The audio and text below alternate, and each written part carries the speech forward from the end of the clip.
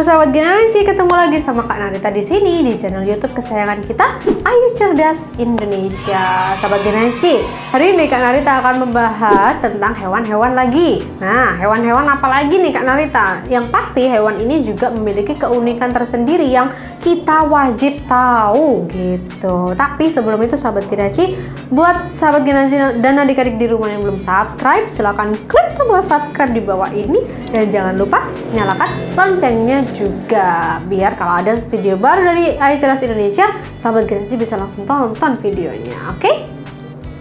Hari ini Kak Narita akan membahas tentang kuda laut. Nah, hari ini Kak Narita akan bahas tentang kuda laut. Apa sih keunikan kuda laut ini? Ya, dari fisiknya sendiri juga memang sudah unik ya sahabat Genanci. Kuda laut tidak seperti kuda-kuda pada umumnya. Sahabat Genanci tahu tidak kalau biasanya kan kita yang melahirkan atau bertelur itu biasanya hewan-hewan yang betina, ya kan? Yang melahirkan itu hewan-hewan yang betina, yang bertelur juga hewan-hewan yang betina. Tapi di kuda laut yang hamil dan melahirkan itu justru kuda laut yang jantan. Iya, kok bisa ya? Kak Narita akan kasih informasi tentang ini. Kok bisa kuda laut jantan yang hamil dan melahirkan? Kemana kuda laut betinanya? Apa yang dia lakukan? Kenapa diberikan kepada kuda laut jantan? Nah, Kak Narita akan bahas, oke? So, sebelumnya kuda laut memang adalah salah satu hewan yang memiliki keunikan tersendiri. Selain mereka bisa mengubah warna tubuhnya, mereka juga memiliki cara yang berbeda dalam perkembangbiakannya. Dalam mengembangbiakan keturunannya, kuda laut juga berbeda dengan hewan yang lainnya yang biasanya yang hamil atau melahirkan atau bertelur itu betina. Kalau kuda laut ini semua dilakukan oleh si jantan. Bagaimana ceritanya dan apa penyebabnya? Mari kita bahas lebih dalam. Kenapa Kak Narita kok kuda laut jantan yang melahirkan? Nah, sebenarnya sahabat Genanci, kuda laut ini memiliki sistem kehamilan yang terbalik. Nah, yang biasanya dilakukan oleh si jantan dilakukan oleh betina. Yang biasanya dilakukan oleh betina dilakukan oleh si jantan, gitu. Setelah pembuahan, telur-telur dari kuda laut dipindahkan ke kantong induk yang jantan untuk berkembang, sahabat Genanci. Pada fase ini, ayah dari kuda laut ini atau si kuda laut jantan menginvestasikan banyak waktu dan tenaga yang sangat besar untuk melewati proses ini, sahabat Genanci. Nah, di kantong induk yang jantan, telur kuda laut akan mendapatkan perlindungan dan oksigen dari si bapaknya, dari si kuda laut jantan. Dan kehamilan ini berlangsung selama 14-28 hari. Wow, jadi si bapak kuda laut ini atau kuda laut jantan ini bisa mengandung kisarannya dari 14-28 hari. Setelah proses ini selesai, kuda laut jantan juga lah yang akan melahirkan para benur. Benur di sini adalah nama lain dari anak kuda laut atau baby kuda laut gitu ya. Ini yang melahirkan adalah si bapaknya. Jadi tidak dipindah lagi ke betina ya sahabat Genanci. Langsung dari tadi yang melindungi telur-telurnya, kemudian si jantan, kuda laut jantan langsung melahirkan. Nah, sekali melahirkan ini banyak sekali kuda laut kecil atau bayi-bayi kuda laut yang dikeluarkan oleh kuda laut jantan, sahabat Genanci. Banyak, benar-benar banyak, bahkan bisa sampai ratusan. Tapi di sini sayangnya anak-anak dari kuda laut tersebut akan selalu diintai oleh predator-predator selama minggu-minggu pertama kelahiran mereka.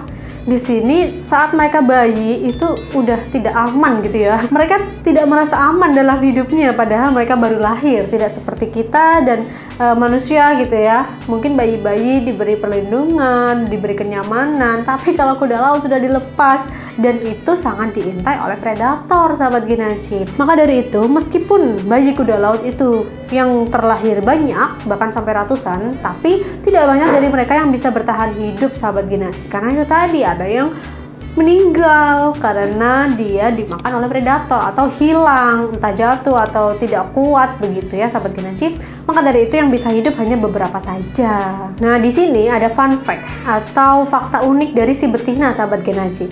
Betina dari kuda laut memberikan telur-telur kepada kuda laut jantan atau kepada pasangannya supaya bisa mencurahkan energinya agar bisa lebih banyak memproduksi telur setelahnya. Jadi setelah si betina tadi menyimpan telur-telur kan diberikan kepada si jantan.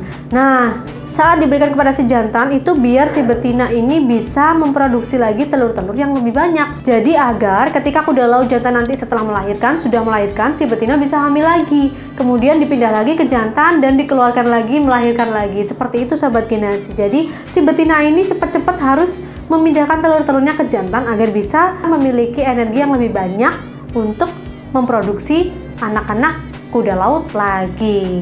Nah, melalui cara yang unik ini, sepasang kuda laut bisa menghasilkan dan mengerami banyak telur selama mereka berada di musim kawin, sahabat Genaji. Di sini juga mereka berjuang hidup ya.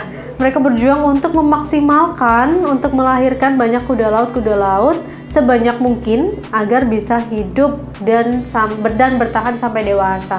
Karena mungkin mereka sadar ketika kuda laut bayi itu lahir akan banyak predator yang mengintai mereka. Jadi mereka harus bereproduksi lebih banyak lagi dan melahirkan lebih sering lagi selama masa kawin mereka. Pas subur-suburnya mereka harus segera mengeluarkan banyak bayi. Nah, strategi reproduksi ini juga biasa disebut dengan brooding, sahabat Genaji. Nah, sahabat Genaji, saat kuda laut jantan ini hamil, plasenta mereka juga menjadi lebih tipis dan menumbuhkan banyak pembuluh darah. Kantong kuda laut jantan ini mirip dengan plasenta pada mamalia umumnya atau hewan-hewan yang melahirkan juga, sahabat Genaji. Tapi meskipun begitu, kantong dari kuda laut jantan ini nanti akan kembali lagi ke bentuk semulanya. Tadi kan mulai menipis dan menumbuhkan banyak pembuluh darah, tapi dalam 24 jam kantong dari kuda laut jantan ini akan kembali seperti semula dan siap untuk hamil lagi dan kemudian melahirkan lagi. Wah, unik banget ya, sahabat Genaji. Ternyata kita sekarang sudah tahu bahwa kuda laut jantan juga sangat berperan penting dalam melahirkan bayi-bayi kuda laut. Begitupun si betina juga sudah harus mempersiapkan untuk kehamilannya lagi sebelum kuda laut ini siap melahirkan bayi-bayinya. Baik, sahabat Genaji, itu yang dapat Kak sampaikan untuk video kali ini. Semoga videonya bermanfaat dan kita ketemu lagi di video-video selanjutnya. Bye-bye!